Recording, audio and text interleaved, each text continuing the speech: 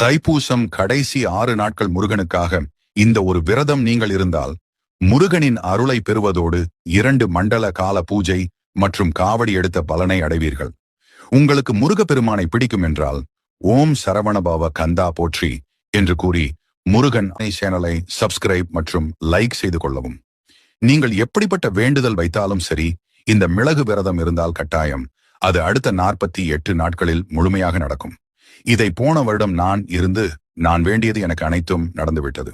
ஜனவரி 26ஆம் தேதி தொடங்க வேண்டும் உங்களின் விரதத்தை. முதல் நாள் ஒரு மிளகு சாப்பிட வேண்டும், 2வது நாள் 2 மிளகு, 3வது நாள் 3 மிளகு என்று மொத்தம் 6 நாள். இந்த கணக்கில் மிளகை சாப்பிட்டு வெறும் தண்ணீர் மட்டும் குடித்துக் கொள்ள வேண்டும். இந்த 6 நாட்களும் மிளகு தண்ணீரை தவிர்த்து வேற எதுவும் சாப்பிடக் கூடாது. இதை உங்களால் முடிந்தால் மட்டும் செய்யுங்கள். இல்லை என்றால் 6 நாள் பழங்கள் சாப்பிட்டுக் கொண்டு விரதம் இருந்து கொள்ளுங்கள். இந்த தைப்பூசம் என்பது காவடி எடுப்பவர்களுக்காக என்றாலும் எல்லாரும் காவடி எடுத்து 48 நாள் விரதம் இருக்க முடியாது. கடுமையான விரதம் இது. இதை முருகன் அருள் இருந்தால் மட்டுமே வைக்க முடியும்.